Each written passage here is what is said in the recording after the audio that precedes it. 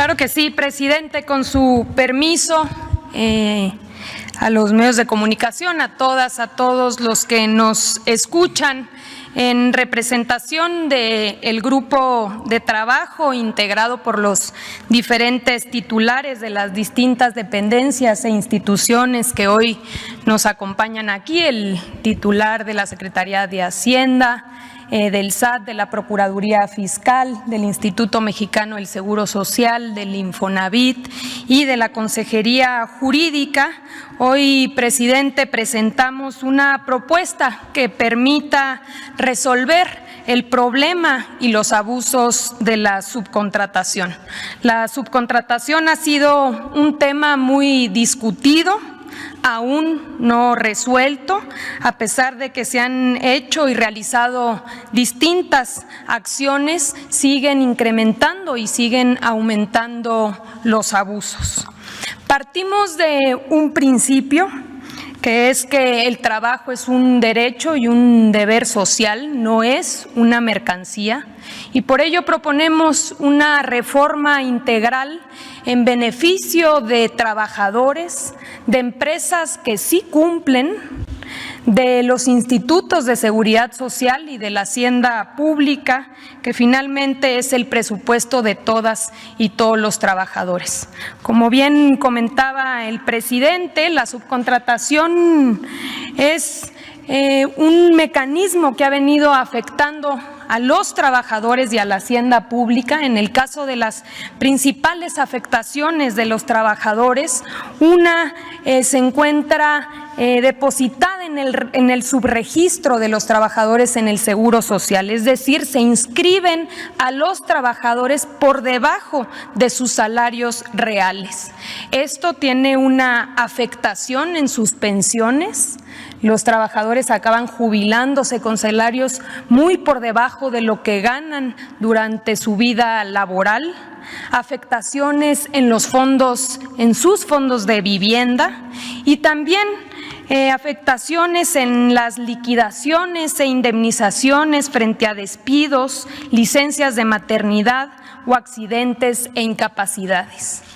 También relacionado con la simulación en la relación laboral respecto a quién realmente es el verdadero patrón, afectaciones como la estabilidad en el empleo, porque los corren y los contratan o los mueven de empresas a contentillo, el pago de reparto de utilidades. Según la ley, las empresas están obligadas a repartir un porcentaje hoy del 10% a los trabajadores, y con el esquema de subcontratación no reparten las utilidades. Impide la organización libre de los trabajadores y la negociación colectiva, por ende la posibilidad de mejoras salariales, y también hay una afectación a la antigüedad. Adelante. Aquí podemos ver una gráfica del comportamiento del empleo. Precisamente una de las prácticas que utilizan las empresas subcontratistas es despedir o dar de baja a los trabajadores en diciembre y recontratarlos a finales de enero o febrero para no generar antigüedad y no adquirir derechos, rompiendo con la continuidad de la relación laboral. Podemos ver, aquí tenemos 2 años consecutivos, este es un fenómeno que se da todos los años, pero podemos ver cómo en 2018 es en diciembre cuando hay esta caída de 378,560 puestos de trabajo, que después se recuperan y se recontratan a finales de enero y febrero. Y el mismo comportamiento lo vemos en 2019, donde se dan de baja a 382,210 trabajadores y posteriormente se vuelven a contratar. Adelante. También hay una afectación a la hacienda pública. El fenómeno de la subcontratación está mezclado, está relacionado con empresas fachadas, empresas factureras que evaden impuestos y defraudan al fisco, afectando los servicios públicos, evaden las cuotas al Instituto Mexicano del Seguro Social, afectando con ello la calidad de los servicios de salud, y evaden las cuotas del Infonavit, reduciendo así los créditos de vivienda destinados a los trabajadores. Adelante. Y también hay una afectación a las empresas que sí cumplen, porque hay una competencia desleal al abaratar artificialmente el costo de la mano de obra, tanto por el lado del pago a los trabajadores como por la evasión de los impuestos y las cuotas de seguridad social. Adelante. En 2012 recordarán que hubo una reforma que presentó el entonces presidente Felipe Calderón, ya prácticamente a su salida, donde se introdujo la figura de la subcontratación con algunas restricciones que finalmente fueron letra muerta, no funcionaron. La subcontratación a partir de ahí se exponenció y se exponenciaron sus abusos. Aquí podemos ver una gráfica. Hoy en día, según datos oficiales, hay cerca de 4.600.000 trabajadores en esquemas de subcontratación. Uno de los principales problemas es que no se tienen registros claros, así que consideramos que es muy probable que esa cifra sea menor a la real. Pero tenemos datos del IMSS, por ejemplo, que nos permiten saber que el crecimiento anual de la subcontratación es de 200.000 trabajadores, que la mitad del personal subcontratado labora en empresas grandes de más de 250 trabajadores y que se encuentran principalmente en industrias como la manufacturera, el turismo u otros servicios. Adelante.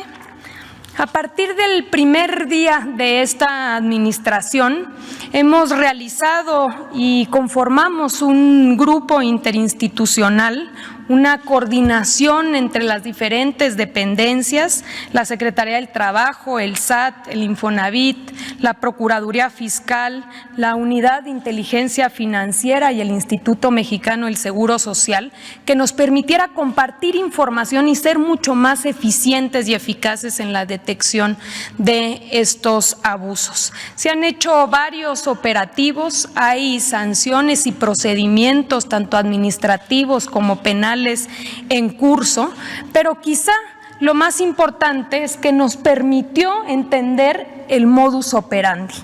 Ya lo comentaba el presidente, en nuestro país hay un grupo empresarial, por poner un ejemplo, un solo grupo empresarial de subcontratación que cuenta con más de 250.000 trabajadores, que no tiene o no se dedica a ninguna actividad productiva, sino que transfiere estos trabajadores a otras empresas para que éstas puedan evadir sus responsabilidades. Vamos a poner un ejemplo que ubicamos en estos operativos. Adelante. Es un ejemplo real para que podamos ver cuál es el esquema. Acudimos a un hotel que está en Cancún, en Quintana Roo. Ahí encontramos 802 trabajadores. De ellos, únicamente 2 eran o estaban reconocidos como trabajadores del hotel. Operaban 14 empresas subcontratistas pagadoras, en las cuales se distribuían el resto, los 800 trabajadores restantes. De esos 800 trabajadores, ubicamos que 40 trabajadores no estaban registrados en el Seguro Social, trabajaban en la informalidad. 762 trabajadores estaban registrados con falsos salarios mínimos. Ninguno de los trabajadores conocía ni reconocía a las empresas que les pagaban y todos estaban obligados a contratar cada 3 meses con distintas empresas subcontratistas o empresas pagadoras. ¿Cuál es el problema de que un trabajador ni siquiera sepa qué empresa lo tiene contratado? El problema es que si al trabajador no le pagan su salario o lo corren sin alguna justificación, no tiene a quién exigirle y en una posible demanda incluso resulta que la empresa o no tiene patrimonio o la empresa ya no existe, porque son empresas fantasmas que se crean y desaparecen precisamente para evadir responsabilidades. Este esquema es el que vemos multiplicado en diferentes sectores alrededor del país. Es por ello que hoy presentamos una reforma integral que permita cortarle los tentáculos al pulpo de la subcontratación y armonizar las diferentes leyes para que no existan huecos que permitan este tipo de simulaciones. La reforma está integrada por modificaciones y armonización de las siguientes leyes: Ley Federal del Trabajo, la Ley del Seguro Social, la Ley del Infonavit, el Código Fiscal, la Ley de ISR y la Ley del IVA. Adelante. La propuesta consiste en regular 3 figuras. La primera es la subcontratación de personal.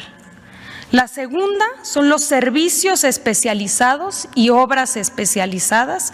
Y la tercera son las agencias de colocación. Adelante. En el primer caso, se prohíbe la subcontratación de personal, que consiste en que una persona física o moral proporcione o ponga a disposición trabajadores propios en beneficio de otra. Es decir, no puede haber empresas que simulen sus relaciones laborales y que cuenten con trabajadores contratados por otros. Si nos vamos al ejemplo del hotel, estaría prohibido subcontratar a su personal. Adelante. En el caso de los servicios especializados, se permite y se regula la prestación de servicios especializados o la ejecución de obras especializadas que no formen parte del objeto social ni de la actividad económica de la beneficiaria de los mismos. Se va a requerir para ello una autorización por parte de la Secretaría del Trabajo y Previsión Social y formarán parte de un padrón público disponible para cualquier ciudadano. Si nos vamos nuevamente al caso o al ejemplo del hotel, el hotel podría contratar con una empresa especializada, por ejemplo, el mantenimiento de sus elevadores o de sus aires acondicionados. Y finalmente, las agencias de colocación. Estas podrán intervenir en el proceso de contratación, es decir, en lo que tiene que ver con el reclutamiento, con la selección, el entrenamiento, la capacitación, entre otros, pero en ningún caso el intermediario se considerará patrón ni podrá contratar en sustitución. Adelante. Finalmente, el tema de las sanciones. Se prevén sanciones más severas para las empresas que incumplan. Se procederá por el delito de defraudación fiscal. No se permitirá que deduzcan impuestos y se impondrán multas a todas las empresas que incumplan.